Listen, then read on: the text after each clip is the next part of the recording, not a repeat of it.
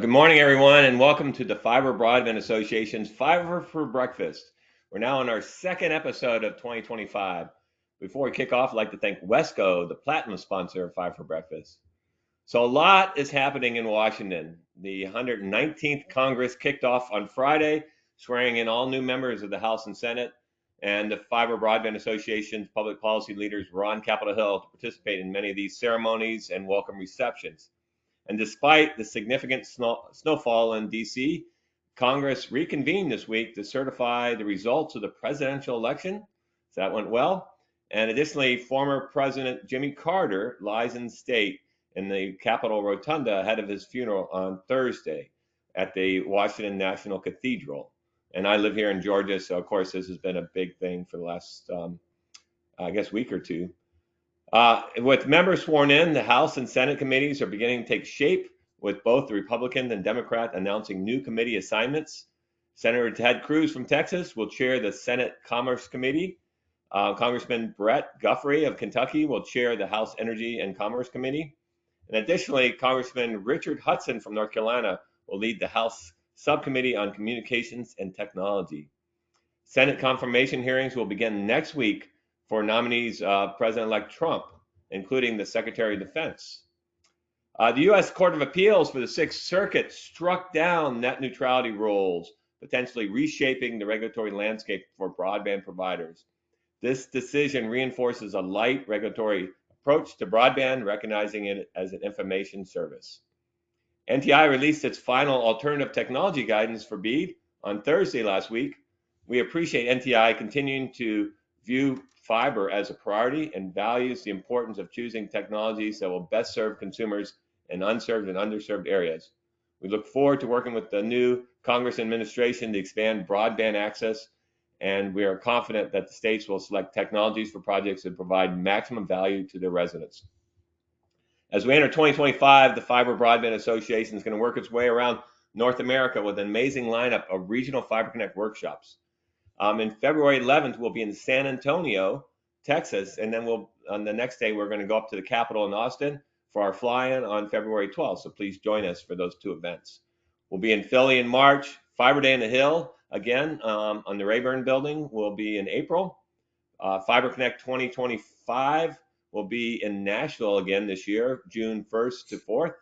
Then we'll be in Anchorage, Alaska in July, Toronto, Canada, August, Spokane in September, Scottsdale, October, Kansas City, November, and then we end the year with our premier member meeting in Palm Springs, December 8th and 9th.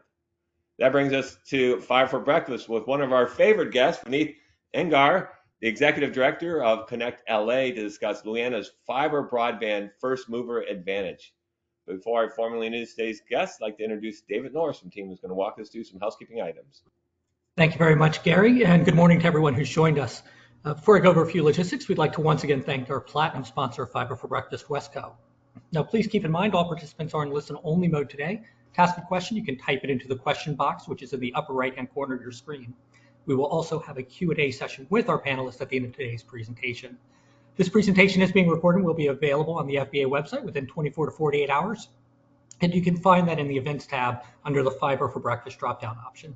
Finally, at the conclusion of today's webinar, you will be presented with a brief feedback survey. We ask that you take a moment to do so. We really appreciate the input. And with that, I will pass things back over to Gary to get us started. Gary? Thanks, David, and good morning. I'm Gary Bolton, the President and CEO of the Fiber Broadband Association. Last week on Fiber for Breakfast, we discussed plans, policies, and programs with Ariane Schaefer, the Fiber Broadband Association's board chair, and she also works at Google Fiber. This year, FBA will be putting a lot of focus on policy, working with the new administration, the new Congress, and key agency. So it's perfect timing for a policy expert like Ariane to chair the association as we work to advance fiber and elevate the quality of life for generations to come.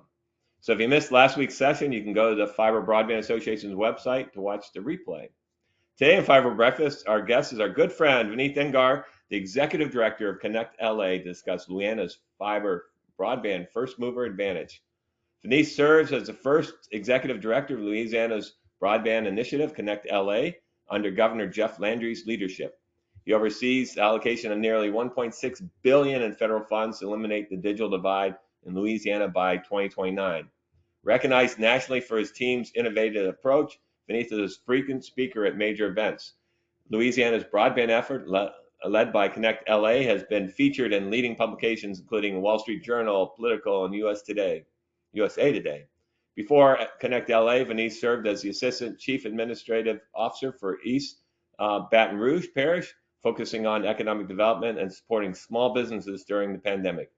He co-chaired the governor's Resilient Louisiana Healthcare Task Force and has worked in venture capital, healthcare consulting, and federal government roles. Vineeth holds a master's in finance from Johns Hopkins, a bachelor's in economics from Purdue, and is a Baton Rouge native where he serves on several advisory boards and earned numerous accolades, including the Woodrow Wilson Distinguished Alumni Award for Public Service. So Vineeth, welcome. And for our audience, please type in your questions to go. With that, let's get things started, and I'll hand it over to Vineeth. Well, good morning, Gary, and we really appreciate it. Happy New Year to you and Happy New Year. David and all to your listeners. You know, there's that Seinfeld episode, or maybe it's Curb Your Enthusiasm, where, you know, at a certain point, there's a statute of limitations in terms of how stretched out you can ask and say Happy New Year. But I haven't seen you in some time, Gary, so Happy New Year. Look, really appreciate all the partnership that we've had and the thought leadership that we've had with you, Gary. And we were fortunate a couple of years ago to actually host one of the regional conferences in Baton Rouge, and then subsequently, I spoke, I think, at the Fiber Broadband Association in 2022 or 2023. Fortunately, missed last year because of the birth of our first child, my wife's side, first child. So he's truly a broadband baby, and he's eating a lot of fiber, by the way, Gary. A lot of fiber in his food, so he's very happy, and he's growing pretty rapidly. And so really wanted to share for a few minutes what we've been doing in Louisiana and present our BEAD results. We were the first to announce provisional awards on November 18th. We have submitted our final proposal that includes post-curing comments, all of the feedback from everybody. And so we're actually waiting any day now for approval of our BEAD proposal. And then it's going to then we start to move the execution risk to the private sector and to the companies, and then they do what they do best, which is to build quickly and efficiently. But let me just walk you through a couple of key elements and milestones in our office, but then how we got here. Just as a reminder, our office we were one of the first states probably to actually have created a purposeful broadband office. So at the height of the pandemic, or at the start of the pandemic back in March of 2020, two legislators, a state senator and a state rep, come from rural part of Louisiana, both had the foresight to actually create legislation for an office to manage all the federal, state, and local funds. Mind you, this was created well before we knew we were going to receive ARPA funds, obviously before IJA and so on and so forth.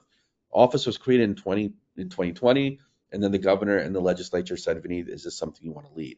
And so over the last couple of years, we've put together a phenomenal team within Connect LA. We have a little farm system of folks that are going and doing bigger and better things. Glenn Howie, who used to work for me, now runs the broadband office in Arkansas. Thomas Tyler Jr., who is currently my colleague and is deputy director, has been offered broadband jobs by other governors in other states. And we've had former student colleagues and interns who now are broadband advisors to people like U.S. Senator Mike Crapo, to U.S. Senator Bill Cassidy. And just yesterday, Troy Carter, who is a U.S. member of the House of Representatives, actually named on the ECE committee, Gary. So we'll now have a little hometown flavor on that committee as it relates to all things broadband. So office was created 2020. I was appointed in 21. The first thing we did was we used 176 million of our America Rescue Plan dollars to build connectivity to 66,000 households. It was really 65,000 households and small businesses throughout Louisiana. 60% of that work is actually finished. People are connected. 95% of that work is actively under construction, and that work will be complete by the end of this year, well in advance of the 2026 deadline for ARPA. 98 to 99% of that work is actually fiber connectivity, Gary. Over 70% of it's going to be actually construction underground. So we learned behaviorally how that program worked. And what we did then, and we wanted to focus on when we received the 8th largest allocation, 10th largest on a per capita basis, was How do we ensure that the 1.35 billion is completely maximized? Because frankly, Gary, and I've mentioned this publicly, I don't want to do broadband for the rest of my life. So if we can build quality infrastructure once and for all and knock the problem out once and for all, and people don't have to worry about access to high speed quality uh, next generation broadband connectivity, then we could all move on in life, right? And so having received the eighth largest, and we were very fortunate in Louisiana to have a lot more of a financial cushion on how we could create our program. So we started spending 22 and 23 in earnest in really dissecting in Louisiana where we could maximize these dollars to ensure that folks in Louisiana get the best technology that's provided to them. And so what we have here is sort of a 10-point plan that we executed. And we think, Gary, frankly, and David, we probably executed really flawlessly because out of the 1.35 billion, the net result is that we're going to spend 750 million or so dollars to build connectivity to 140,000 BSLs that were approved by NTIA, of which nearly over 95% of those locations are going to receive fiber. Over 90% of those locations will not only receive fiber, but that fiber will be buried underground. That is critical. And the reason it's critical because in 5 months' time, hurricane season starts.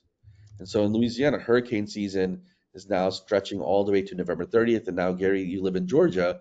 It's not just Louisiana that's getting impacted by hurricanes, it's everywhere. And these hurricanes aren't getting any weaker as they hit landside. So for us and for Governor Landry, a couple of key things were important.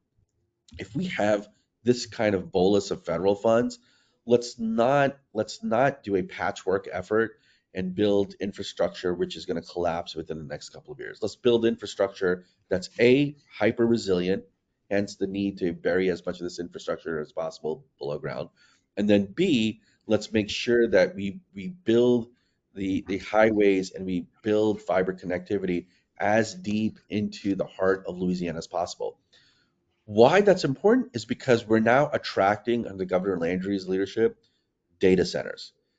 A couple of weeks ago, Meta announced the largest hyperscale AI data center in the world, 4.3 million square feet in Northeast Louisiana. A second data center is going to be built closer along I-10, Interstate 10, which is in South Louisiana. One of the reasons why that multi-billion-dollar investment is being made in another part of the state was directly to the fact that there's significant fiber infrastructure along I-10. So the thought process is we push fiber out throughout the state of Louisiana, we penetrate fiber throughout the state of Louisiana as far and deep as possible, and that's going to result in significant economic development wins over the lifetime of those parishes and of those areas. But really, folks, this is our 10-point plan that I wanted to talk about, which resulted in what we thought was a maniacally efficient competitive process for our BEAD funds. The first is what we did was in Louisiana, we took the state of Louisiana, 140,000 locations, and we created over 1,800 different project areas, sub-project areas, right? The second is these project areas were defined by the state. We went through a public comment period. NTI did not require us to do this, but we actually went through a process where we actually published the draft of our project areas and the reference prices attached to it. And that was really helpful because we got, based on feedback from the internet service providers, we then retooled the final draft project areas. And the construction of those project areas were on the basis of ensuring that as positive a business case would compel an ISP to participating in our program. And that was really important. We then published the funding need benchmark for each project area using CostQuest data. So every state has, as part of the eligible entity toolkit, CostQuest data. And look, folks, some of you, okay, I'm overgeneralizing, right? Some folks they may have an aversion towards the CostQuest data. Some people may say that CostQuest data may not be accurate, but I'll tell you, folks, in Louisiana, the bids came in at 1.07x the values of our CostQuest dollars, which means the CostQuest data that we had and the reference prices we assigned was pretty spot on here in Louisiana. The other thing that was really important here in the state was, in order to maximize competition, and that is really, really important, right? We hear some of the stories of, for example, the Minnesota Broadband Association members not applying for funds in Minnesota and other states, having similar problems. It is critical that we maximize competition because that creates efficiencies and it removes any kinks in the process. And so, yes, we did have a pre-qualifications process, but we didn't take the draconian approach of eliminating companies unless they were something absolutely wrong during the pre-qualifications process. And so I know Arkansas opened up their process yesterday and they have over 40 companies participating. We had 38 companies participate, or 36 companies participate in the pre-qualifications process, 30 that actually were approved, and ultimately it's 20 companies that actually won the funding here in Louisiana. Again, over 95% fiber. What's amazing also, Gary, is that over 70% of the 750 million are actually going to Louisiana companies. That was not by design. Okay, we didn't award or tip the scale to Louisiana companies when it comes to awarding these dollars. It just so happened that companies that competed with a stronger than puncher's chance to winning these dollars, and these are companies like Cajun Broadband, which won over $20 million, which have successfully executed ARPA funds. The largest winner is a consortium of two Louisiana-based fiber providers, Rev and Cable Swift Fiber, in partnership with T-Mobile. And you're going to question and say, well, why T-Mobile, right? I'll tell you why it's important.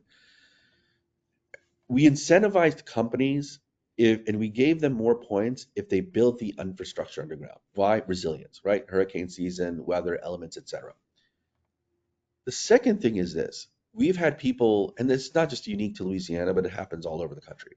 We have had people lose their lives because people who didn't have adequate cell phone coverage didn't get the 911 message when during the summertime or tornado may have hit their mobile park. People have lost their lives because they didn't get functionally the 911 message. And so what we did was we identified 30 plus areas throughout the state of Louisiana, actually 100 plus areas throughout the state of Louisiana that we deemed as critical resilience nodes. These are areas where there's an absolute gap in any sort of cellular coverage where people actually live.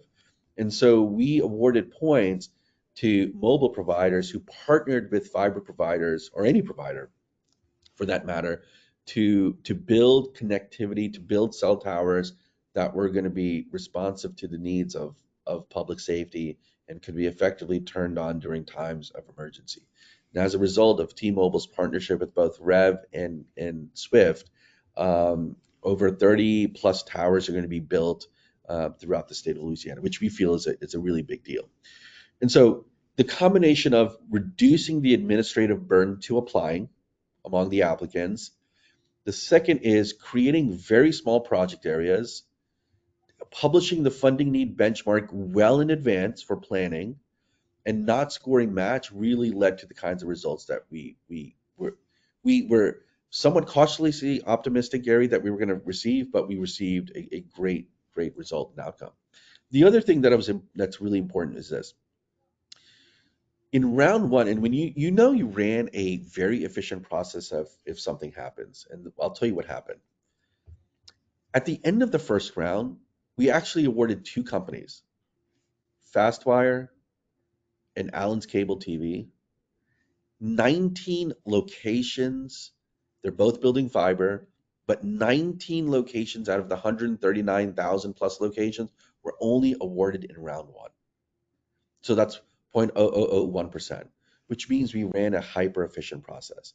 We created the project areas in a way that compelled companies to jump in and bid. And I'll tell you what happened was between round one and round two, we wouldn't tell the companies necessarily where they were overlapped, who overlapped with them. All we said was, you did not win in first round. Would you like to participate in round two? And what we saw between round one and round two was that there was a 20% decrease in the ask from the companies because I think, as Thomas mentioned, at the fiber in Florida, the companies that may have been quote unquote greedy in the first round suddenly became very fearful in the second round. And we actually behaviorally, through behavioral economics and game theory, that was the actual approach that we actually wanted, right? You wanted companies to ask for a wholesome number in the first round and then for them to sharpen their pencil in the second round. And so based on mechanically how that worked between round one and round two, and based on the deconfliction process, which we actually allowed companies to break up applications in round two, we achieved the kind of outcomes that, Gary, I think we're really proud of. Again, over 70% of the dollars are going to Louisiana companies. Over 95% of it is fiber. Over 90% is going to be buried infrastructure. And what that lends to is the fact that we have over now $500 million focused on non-deployment activities. I know there's a big deal and conversation about workers and sourcing people, reinvesting in Louisiana or reinvesting in the US in our workforce. Out of that $500 million, the governor is going to invest nearly 300 out of that 500 million into building probably the next gen workforce in Louisiana, focused on tech, focused on STEM, really creating an education and employment pipeline starting in kindergarten all the way through our 4-year and 2-year colleges focused on tech. Now, what are we? And I'm going to say one last thing, and then we'll answer questions. The last thing is actionable next steps. As I mentioned, we're planning to hopefully get approval any time, right? Any day now. Once that happens, we're on track to signing subgrant agreements, probably within the next 30, 45 days.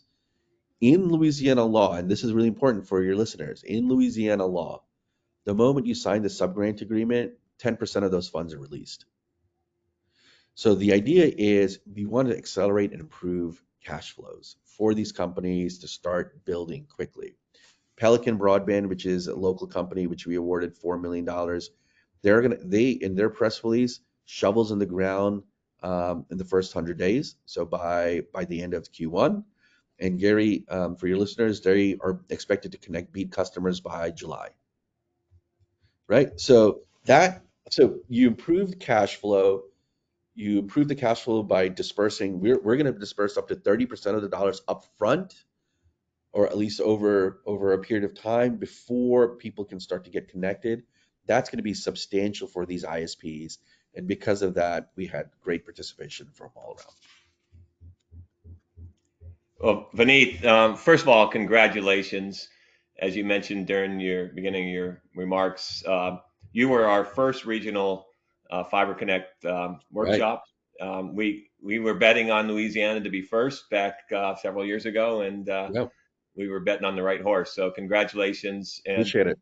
Also, not only leading the nation and really having a really amazing process, but also the fact that you got your final proposal in, and hopefully by the end of this call, you'll get an email from Alan Davidson saying everything's good. So, again, shovels in the ground, first quarter. This is fantastic. So I wish everybody had moved as quickly as you guys. But yeah, and I think one important thing is this.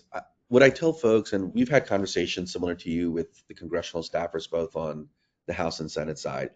If you want to look at a future forward model that incorporates the free market, that gives states, especially in us, we need as much solidified broadband infrastructure as possible. I mean, the way I look at fiber is this. I drive down, just like all of you, roads in Louisiana and Baton Rouge that are built out of asphalt and tar. And what do you see? Potholes all the time. You don't see a whole lot of potholes with concrete roads. Why is concrete not built often with roads infrastructure? Is because it's frankly expensive, but it's going to last forever, right? And so similarly, the way we look at fiber is it's concrete. It's expensive. But it's going to last forever, and you don't have to worry about patching it up all the time, right? And so, the firm belief is if given the allocation that we have and the dollars we have, if we have it, let's spend it on best of class infrastructure and then move on. Well, I have to say, when you looked at the failure of RDOF, one of the issues was the reverse auction dynamics drove down the price per location to, 1% of the target price. I mean, it got some ridiculous prices, a couple things, right? It had unqualified bidder. It didn't qualify the bidders beforehand. It drove the price down. So I think you guys were masterful on using the cost plus data to really set kind of a benchmark of what people should expect to bid, because You didn't create, you don't want all these defaults like we've seen with other programs. You want to be Yeah. able to So, make sure things are see, the thing, successful. Gary, is if you don't have competition, then you're not going to get wring out any of the kinks out in a competitive auction process. So ours look, our process behaviorally looks like a reverse auction, but it wasn't a price to the bottom. Right. No, I mean, because you want the job to get done, you want it to be professional, you want it to be done quick, and you want it to be done to support generations to come, right? So I think you In fact, guys, correct. In fact, you could actually, in Louisiana, you could have actually bidded 200% above the reference price, yeah. and we would have been fine with it. So, So let's get in. I mean, so I loved, the second that you finished, you sent me a text message saying that you were, 95, 96% fiber. So thank you for, um, you know, living up to, the state's commitment to get everybody with fiber. But you did have to go with 2,869 locations that you gave to LEO, to low Earth yeah. orbit satellite. So first of all, um, what is this Louisiana getting for $29 million? I mean, so when you award it to a LEO, that money is coming out of the state, right? You said the fiber is going to state providers, but that money's going out of the state. But what are you getting for, how do you negotiate capacity? Yeah. So look, on the Leo, so at the end of the second round, we could comfortably make awards to approximately 91% of the BSLs. There were 11, 12,000 BSLs, frankly, where we couldn't award it after round two because there was a massive deconfliction problem with all those locations. So we actually upped the reference price for a lot of those locations, Gary. So for the 12,000 locations, we actually upped the reference price and picked up another 5-6%. I mean, 50-60% of 12,000 for fiber connectivity. The 2,800 locations for LEO received no bids either in round one, round two, or during the direct negotiation, right? And so we actually just placed as a placeholder $10,000, but we know that number is going to go down, right? And so we just left it as is. And we're gonna have to figure out a solution on LEO probably within the next week or so. In fact, I got to talk to the governor and talk to some of my bosses on how they want to handle LEO. So. And so with the guidance, I mean, one of the other things that as being first and kind of the pioneer, taking all the arrows, um, you guys had to do this before you had the final guidance. So now that with the final guidance is out as of last week, does that change anything, or do you guys it pretty much align with what you guys did? Yeah, I think it pretty much aligns. We have two LEO providers, right? We have that have applied, right? Starlink and of course Amazon. And so we're just still digesting the final guidance. And ultimately, some of these decisions are above my pay grade in terms of who to effectively partner with because it is a direct negotiation, right? You can look at a direct negotiation, but it's also competition. So in fact, I was going to brief my superiors actually this morning on how do we treat the 2,800 locations and based on the final guidance. And so hopefully we'll come to some sort of resolution on those 2,800 locations probably within the next couple of days. So one of the questions came in from the audience is, how did you get around the requirement to score BEAD outlay like the match percent? It seems like NTI was very prescriptive on this, and given that many states have quite a bit of pushback on this, are there and other requirements? So, um, Okay, so we've got a really good relationship with the NTIA. We've always asked for forgiveness later, right? So we've always been pushing and pushing the envelope with what we can do and sort of setting the table for other states. And so, uh, you know, and I'll tell you, to be fair, NTIA hasn't pushed back on anything that we've done over the last year and a half between the approvals of Volume 1, Volume 2, and our final proposal. Why we've moved so fast is because we're effectively, to a certain degree, also creating precedent and setting policies for other states to follow to say, okay, if Louisiana's done it this way, let's sort of model and replicate this model out, right? And so if you were to look at two things, have we achieved universal coverage, which is important?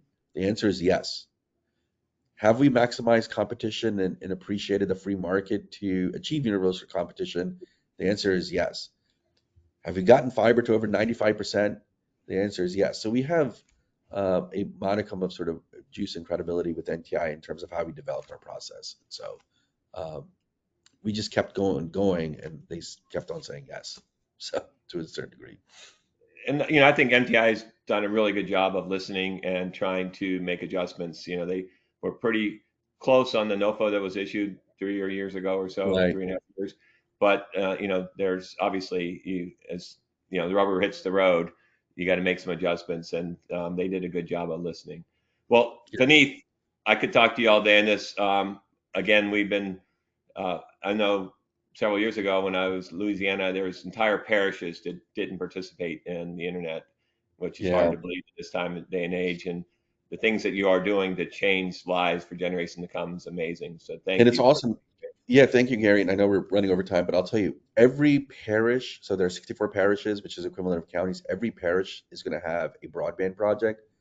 Every parish is going to have more fiber running through it.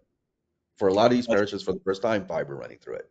So people are excited about the possibilities of what it's going to do to Well, you impacting can their just, lives, especially personally. So as you mentioned, now, along Highway 510, you're seeing economic development. So, that's you right.